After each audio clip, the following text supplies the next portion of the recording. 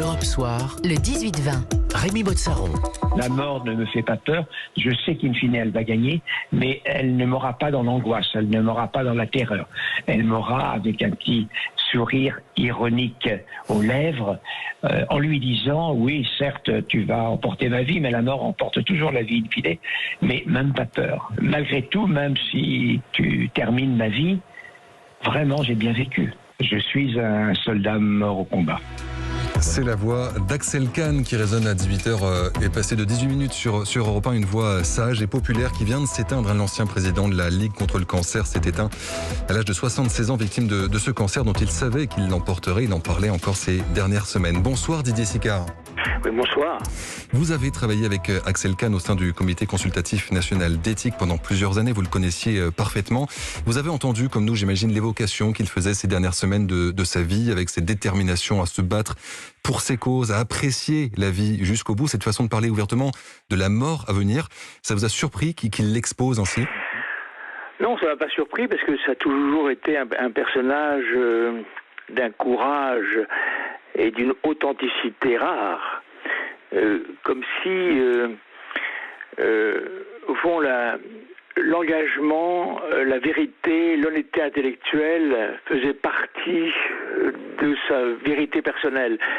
Et je me souviens qu'en l'an 2000, quand nous avions discuté sur le sujet de l'euthanasie, il avait été particulièrement brillant et je me souviens que l'ensemble du comité l'écoutait. Beaucoup plus que moi. Moi, j'étais le président, mais c'était lui que l'on écoutait. Et il y avait Henri Caillavet qui était là, qui vraiment ferraillait pour l'euthanasie. Et lui avait toujours des arguments en disant que la mort devait s'affronter avec courage. Et il l'a vécu publiquement, une mort socratique, une mort d'affrontement, une mort que l'on ne fuit pas, une mort que l'on accepte. Et une mort, au fond, une mort, c'est un mot un peu vulgaire, mais une mort pédagogique pour les autres, une mort acceptée. Et j'ai toujours été frappé de voir que Axel Kahn était l'incarnation même de l'honnêteté intellectuelle, c'est-à-dire d'une personne qui est capable de ne jamais fuir. Il fait partie, au fond, pour moi, c'est la seule personne qui 70 ou 80 ans après, je serais certain qu'il serait rentré dans la résistance le premier jour.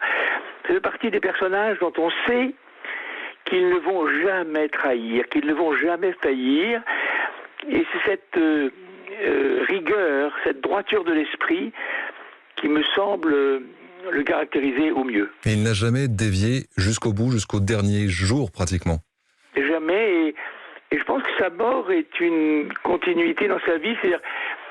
C'est exactement l'opposé du tricheur, l'opposé de quelqu'un qui utilise sa popularité à des fins personnelles, qu'elles soient politiques, religieuses, ou il était laïque, il était athée. Mais il était un honnête homme, c'est-à-dire quelqu'un qui était d'abord d'une grande gentillesse.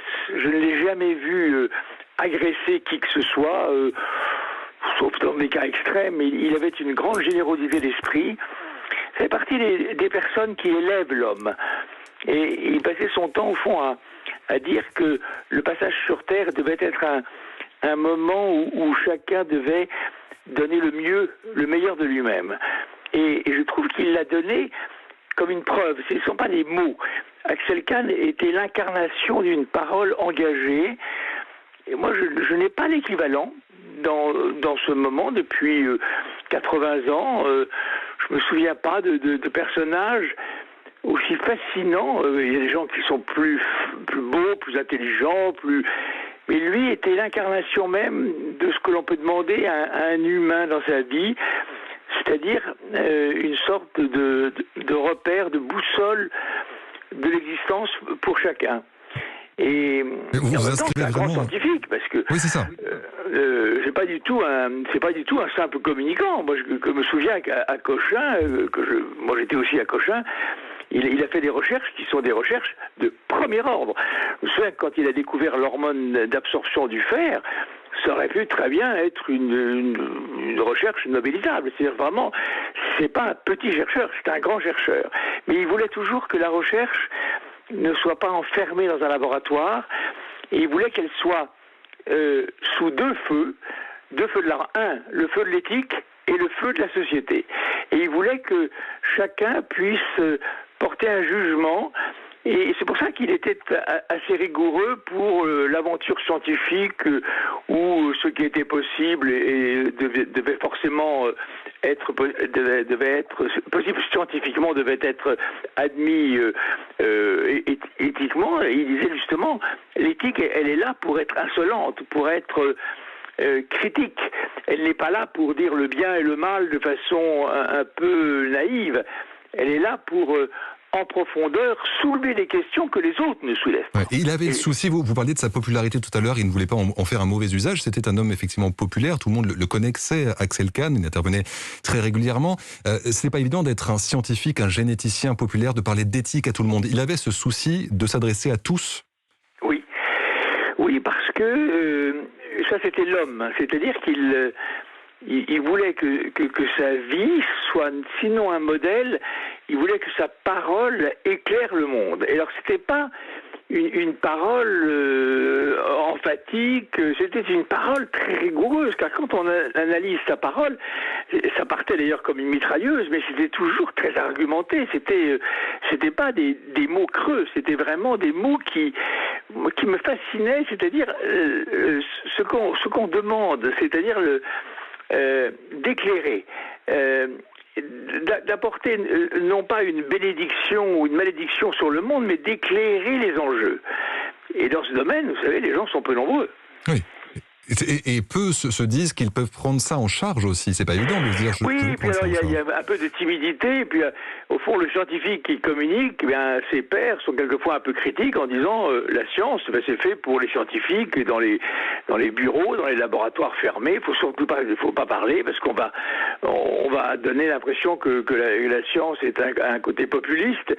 Et lui considérait au fond qu'il pouvait aborder même les questions politiques, même les questions religieuses, les questions philosophiques, il pouvait les aborder non pas seulement de son point de vue scientifique, mais de son point de vue humain, de son point de vue d'homme engagé. Vous savez, l'engagement, c'est pas un engagement, il prenait à témoin, au fond, l'ensemble de l'humanité en disant je vais là, quand je décide de franchir, d'aller de nord-ouest de la France en sud-ouest, puis du nord-est en sud-ouest, je le fais.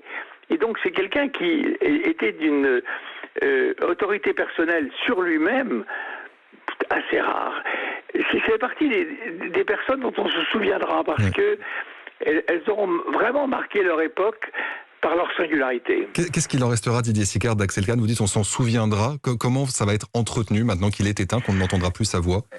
On s'en souviendra comme quelqu'un, comme un philosophe, comme Socrate, qui a été un modèle, probablement difficile à imiter. Il n'y a rien de pire que les imitateurs d'Axel Kahn.